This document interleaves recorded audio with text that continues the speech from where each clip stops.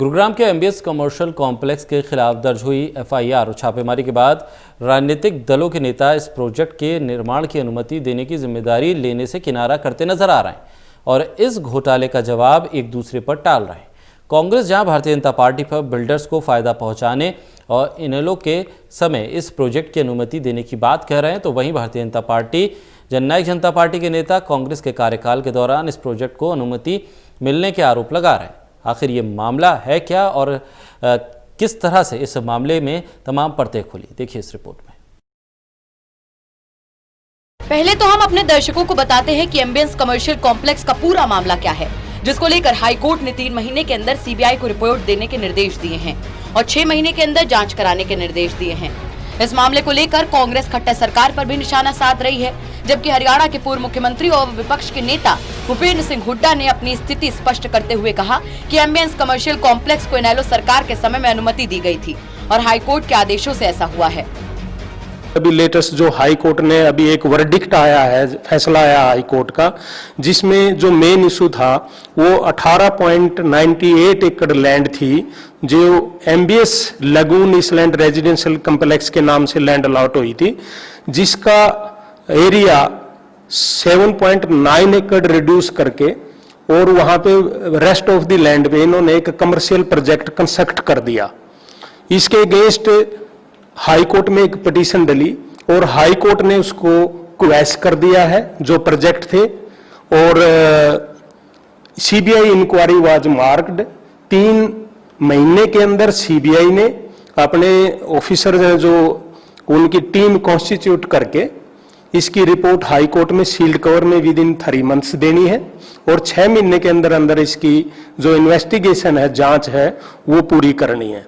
तो इस तरह के जो घोटाले हैं, जिस तरह ये लैंड है जो जिसको कमर्शियल प्रोजेक्ट में कन्वर्ट किया गया है, गवर्नमेंट को नुकसान पहुंचाया गया, तो इससे साफ जाहिर है कि बीजेपी गवर्नमेंट और उसके अधिकारी और बिल्डर एक दूसरे के साथ मिले हुए हैं। गुरुग्राम एम्बियंस मॉल को लेकर सीबीआई ने एफआईआर भी दर्ज की है और छापेमारी भी की है और भाजपा जजपा का आरोप है कि कांग्रेस के कार्यकाल के दौरान एम्बियंस मॉल को अनुमति दी गई थी।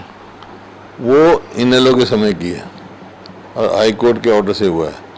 2000 का समय है, 2001 का जब का आदेश का। वहीं Haryana bureau of public enterprises के वाइस चेयरपर्सन ललित बत्रा ने आरोप लगाया कि गुरुग्राम में एम्बियंस कमर्शियल कॉम्प्लेक्स का निर्माण ही कांग्रेस के कार्यकाल के दौरान हुआ था। इसके साथ ही उन्होंने स्पष्ट किया कि अगर कोई भी ऐसी जानकारी मुख्यमंत्री मनोहर लाल खट्टर के सामने आती है तो मुख्यमंत्री तुरंत कार्रवाई करते हैं। एम्बियंस मॉल जो बना है किसके टाइम में बना है? ये तो बना ही कांग्रेस के टाइम में, इसमें हमारा क्या लेना देना है?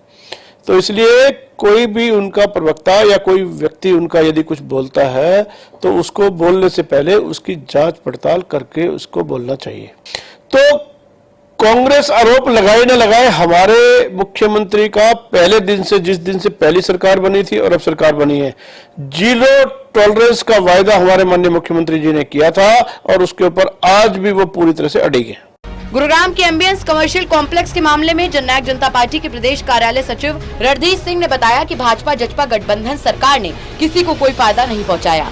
इसके साथ ही उन्होंने स्पष्ट किया कि अगर सरकार ने किसी भी बिल्डर्स को फायदा पहुंचाने का काम किया है तो सीबीआई क्यों गुरुग्राम के एम्बियंस कमर्शियल कॉम्प्लेक्स के खिलाफ एफआईआर दर्ज करती और क्यों छापे मारती। वहीं उन्होंने बताया कि कांग्रेस के कार्यकाल में गुरुग्राम के एम्बियंस कमर्शियल को अनुमति दी गई थी। गाबा साहब, ये लाइसेंस जो है 18.98 एकड़ का चौधरी भजन लाल जब 1993 में हरियाणा के मुख्यमंत्री थे उस समय का दिया हुआ है, और चाहे मुख्यमंत्री हैं चाहे उप मुख्यमंत्री हैं, इस केस के अंदर जो भी घपले हुए हैं या घोटाले हुए कांग्रेस के राज में हुए। दोबारा जब इसको डी लाइसेंस कर दिया गया 2003 में, उसके बाद ये हुड्डा साहब के टाइम में दोबारा फिर इसको लाइसेंस दिया गया, वो भी कांग्रेस के राज में दिया गया। और मुख्यमंत्री हो चाहे उप मुख्यमंत्री हो, कोई भी इस घोटाले को या घपले को बचाने के पक्षधर नहीं है। और क्योंकि अगर ऐसी बात होती तो क्यों तो सीबीआई के छापे इसके ऊपर, तो क्यों इन ऑफिशियल पे और इनके ऊपर एफआईआर दर्ज होती। गुरुग्राम के एम्बियंस कमर्शियल कॉम्प्लेक्स के खिलाफ दर्ज हुई एफआईआर और छापेमारी के बाद सीबीआई की जांच में क्या निकलकर सामने आता है, इसका भी इंतजार करना होगा। लेकिन राजनीतिक दलों के नेता इस घोटाले का जवाब देने से एक दूसरे पर इसे टाले जा रहे हैं। Anil Kumar, total news, Chandigarh.